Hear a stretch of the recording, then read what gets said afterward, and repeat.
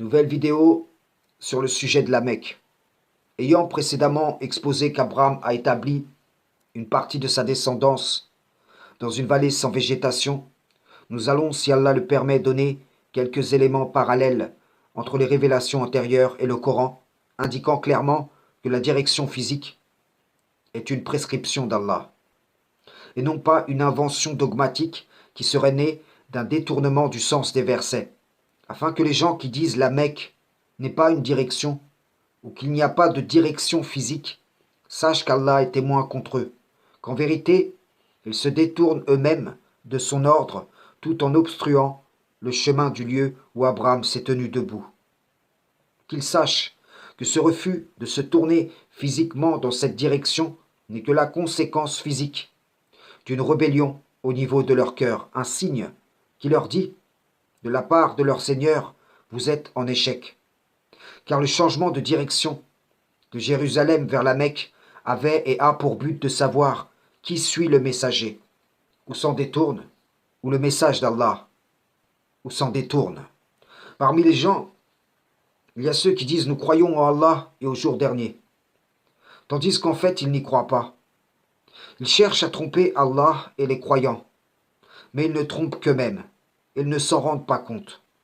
Il y a dans leur cœur une maladie, et Dieu laisse croître leur maladie. Ils auront un châtiment douloureux pour avoir menti. Et quand on leur dit « Ne semez pas la corruption sur la terre », ils disent « Au contraire, nous ne sommes que des réformateurs. Certes, ce sont eux les véritables corrupteurs, mais ils ne s'en rendent pas compte. » Il faut que ces gens comprennent le verset 25 de la sourate 22, car il est un avertissement redoutable de la part du Créateur. Par leur bouche, ils affirment leur mécréance, obstruent le sentier d'Allah et celui de la maison établie pour ceux qui résident aux alentours ou la visitent. Zacharie 8, versets 20 à 23. Ainsi parle l'Éternel des armées. Il viendra encore des peuples et des habitants d'un grand nombre de villes. Les habitants d'une ville iront à l'autre en disant « Allons, implorer l'Éternel, et chercher l'Éternel des armées. Nous irons aussi. » Et beaucoup de peuples et de nombreuses nations viendront chercher l'Éternel des armées à Jérusalem et implorer l'Éternel. Ainsi parle l'Éternel des armées. En ces jours-là, des hommes de toutes les langues des nations saisiront un juif par le pan de son vêtement et diront « Nous irons avec vous, car nous avons appris que Dieu est avec vous. » C'est en ce sens que le Messie dira en Jean 4, verset 22, « Le salut vient des Juifs. » Il dira aussi, se référant à la prophétie, en Marc 11, verset 17, « N'est-il pas écrit, ma maison sera appelée une maison de prière pour toutes les nations. » N'en déplaise à certains, ceci a bien été réalisé. Il y a donc ici attestation d'une direction physique pour le pèlerinage et donc l'adoration.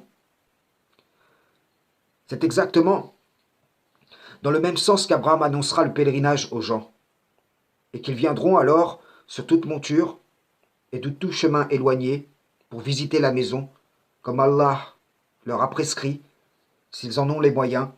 Pareille prescription fut donnée aux fils d'Israël, qu'ils observèrent premièrement à Silo, puis à Jérusalem, à partir de Salomon. Deutéronome 16, verset 16.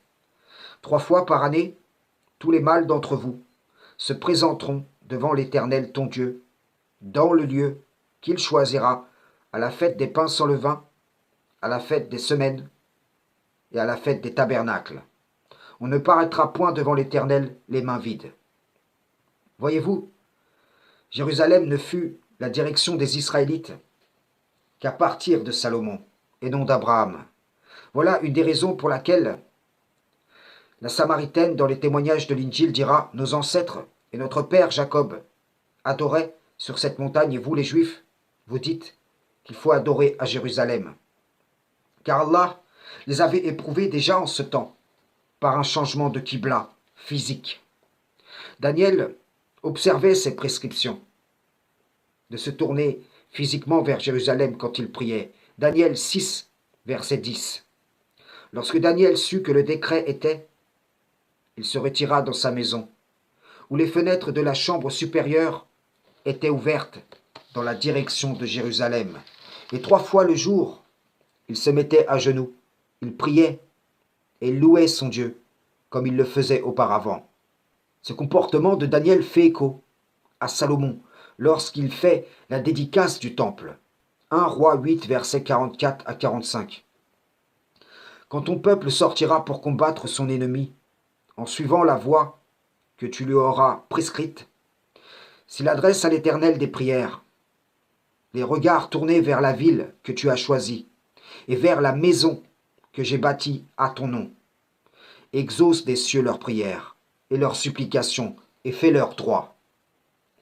C'est en conscience de ces réalités qu'il faut appréhender, qu'il faut aborder ce que déclare le Coran. Si Allah avait voulu, il n'aurait pas prescrit aux prophètes de se tourner au préalable vers Jérusalem, comme s'orientaient ceux qui étaient soumis avant sa venue. Mais il lui aurait prescrit directement de se tourner vers cette direction qui lui plaisait. Ce changement de direction deviendra donc un moyen d'éprouver ce que contiennent les poitrines et de voir qui suit véritablement son messager. Atteint par la voix du Coran, cette direction nous est prescrite à nous aussi. Et c'est un des moyens qui permet à Allah de savoir qui suit véritablement son message. Cet endroit où Abraham s'est tenu debout est un repère physique. Alors bien sûr, comme le circoncis de chair n'est pas circoncis s'il ne l'est pas de cœur, de même, cette direction ne servira à rien à celui qui a dévié avec son cœur de la voie d'Abraham. Prenez garde, car comme celle qui défaisait brin par brin sa quenouille, beaucoup abandonnent point par point les prescriptions divines. C'est ainsi que le diable égare beaucoup de gens. Y a-t-il une direction physique? Puis, y a-t-il vraiment une prière physique? Et cela leur est embelli à leurs propres yeux.